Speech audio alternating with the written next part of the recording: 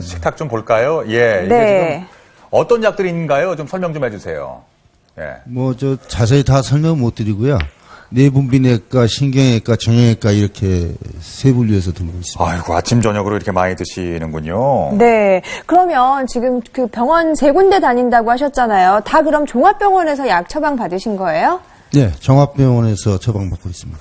예. 지금 약 빼니까 식사 안 하셔도 될 것 같은데요. 예. 너무 많이 드시는 것 같은데. 예. 우리가 감기에 걸려갖고 작은 동네 병원을 가더라도 지금 먹고 있는 약 있나요? 물어볼 정도인데, 어떻게 좀 그 세 군데를 다니다 보면은 상극이 되는 약을 줄 수도 있고 중복 처방할 수도 있고 그럴 텐데, 그렇죠. 말씀을 잘하고 계십니까? 어떤 선생님 먹는다고? 아유, 참 좋은 말씀이십니다. 예, 알고 왔습니다. 예. 그 전에 이 기록지를 갖고 헤매고 다녔습니다. 네.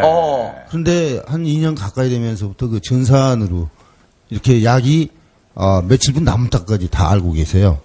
그리고 부딪히지 않게끔 같은 성분이 이렇게 해서 처방을 해주십니다. 예. 이사 가시면 안 되겠어요. 병원 그럼 바뀌시면 또. 어련히 이제 그 병원에서 잘 알아서 꼼꼼하게 처방을 해 주시겠습니다만은 하루에 44알은 좀 과하지 않은가 싶은데요. 네. 어떨까요, 이 교수님?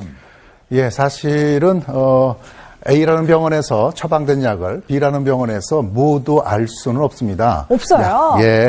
그래요? 약 처방도 개인 신상 자료이기 때문에요. 병원에서 전부 다 알 수가 없겠죠. 그런데 단지 중복 처방되는 것을 막기 위해서 동일한 성분이 처방됐을 때는 전산에 경고 메시지가 뜹니다. 그런데 좀 비슷한 성분일 때는 이름이 다르고 이럴 때는 걸러지지가 않거든요.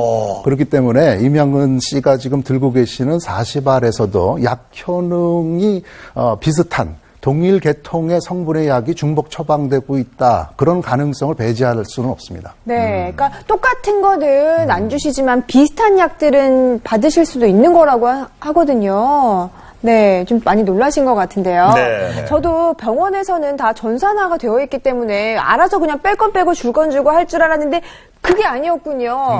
네. 아니었어요. 완벽하지 않았던 아니었어요. 말씀이에요. 네. 그러면 중복 처방 안 받으려면 어떻게 해야 되죠? 제 경우에는 다른 병원에서 처방전을 받아서 약을 드시는 분들이 오시면 처방전을 일일이 확인하거나 약봉지에 약국에 전화를 해서 확인한 다음에 처방을 합니다.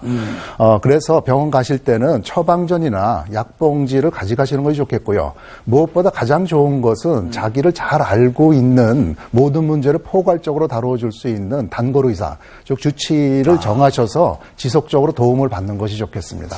제가 볼 때 44알이면 그중에 한 14알 정도는 겹치지 않을까 생각되는데, 박 교수님이 아까 사전에 좀 약 종류를 좀 보셨단 말이에요. 어떻게 좀 줄일 수 있는 방법이 없겠습니까? 예, 어르신께서 이제 갖고 계신 질환에 맞춰서 많은 선생님들이 처방을 해주셨으니까 일단 약은 복용을 하시는데요. 조금 안타까운 면은 이제 어르신께서 이제 불편하셨기 때문에 만성화되다 보니까 이제 본인 약을 제대로 안 챙기신 거예요. 의사 선생님한테 다 의지를 하신 거죠. 네. 그래서 이제 그런 부분은 다시 한번 본인의 건강을 좀 챙기시고요. 각 병원 말고 가까운 동네에 단골 약국이 있으시다면 또 약국에 가서 한번 약에 대한 내용들을 이제 정기적으로 점검해 보시면서 주치의 선생님과 또 상담하시는 그런 게 참 필요하다고 생각합니다. 근데 이렇게 많은 그 약을 오랜 세월에 걸쳐서 이제 드시다 보니까 부작용도 있을 테고, 이 부작용 때문에 끊으신 적도 있으셨다면서요? 예. 한 2개월 끊어가지고서 굉장히 힘들어서 약으로 다시 한번 6개월 복구할 땐 무진 노력을 했습니다. 네. 그러면요, 오히려 복용하셨다가 끊어서 불편함을 느끼셨다면 그게 부작용이 있는 거 아닌가요? 예, 이렇게 만성질환 약을 오래 드시다 보면요. 부작용을 자꾸 이제 염려하시게 됩니다. 그런데 약은 개발되고 발매될 때 이미 충분히 많은 허가 과정에 이르기까지 실험을 거치고 검증을 받게 되기 때문에 본인의 면역력을 떨어뜨리거나 부작용을 유발하는 약은 흔치는 않습니다. 그래서 중요한 거는 좀 가지수를 줄이는 것이 계속해서 약을 드시는 가운데 필요한 것이 아닌가 싶습니다. 네.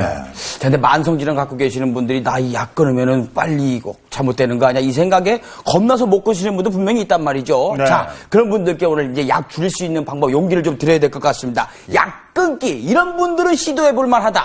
어떤 분들이 있을까요? 그러니까 무조건적으로 끊어서는 물론 위험하고요. 그러니까 생활 습관의 교정을 통해서 조절이 가능한 분들은 충분히 가지수를 줄일 수 있다고 해요. 네. 자, 이런 사람 만성질환 약을 끊을 수 있다. 먼저 고혈압 약을 좀 볼까요?